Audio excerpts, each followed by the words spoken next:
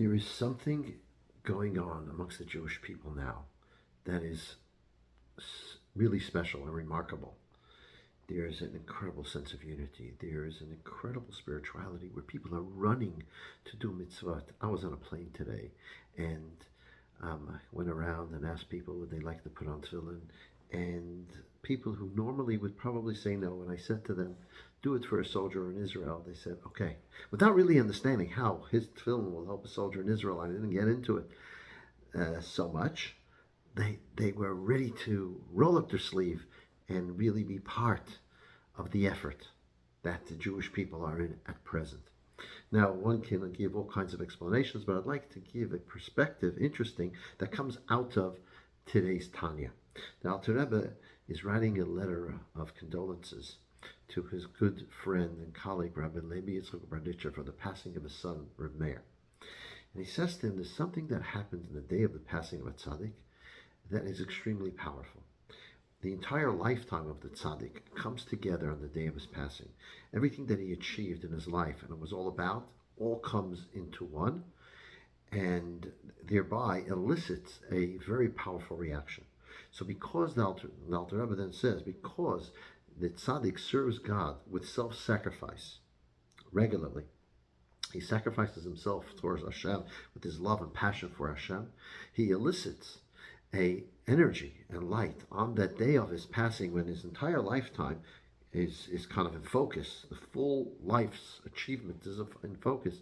He achieves at that time that a divine light and energy comes into the world which has the power to atone for the worst sins of the generation, to what's called refine even the three totally unclean klipot, a Kabbalistic idea, but that which is totally negative is able to be transformed because of the powerful and intense energy that comes about on the day that the tzaddik's purpose on earth comes into full zoom and focus on the day of his passing because of his self-sacrifice.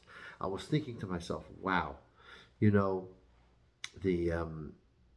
highest level a person could reach is self-sacrifice for God. And throughout our history, Jews have been willing to give their life and not worship other gods and not take on other religions.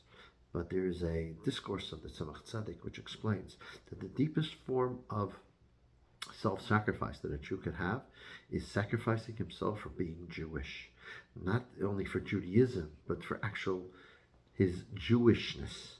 Because, shall we say, the essence of our soul, the deepest essence of our soul that we're not necessarily able to touch and reach, is the part of our soul that is just Jewish. The fact that we are connected to God by being his people. That is the deepest essence of our soul. And so when we have self-sacrifice for mitzvot, that's more the periphery of our soul. It's coming towards the center.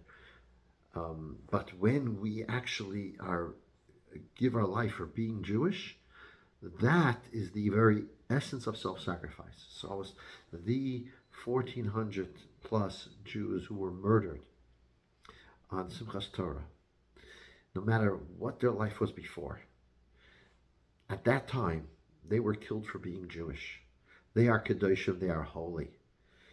And they have reached the highest level of self-sacrifice.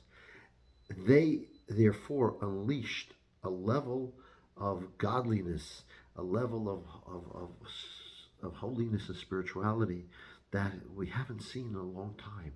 And that's what's possibly the reason that's causing this incredible intense unity and incredible desire for Jews to be part of the spiritual mission of the Jewish people, to be rolling up the sleeves and lighting the candles and baking the challah and sending money and doing mitzvahs and coming to prayer services. Yet it's all practical as well. We're in danger and we need to bond together. That's natural.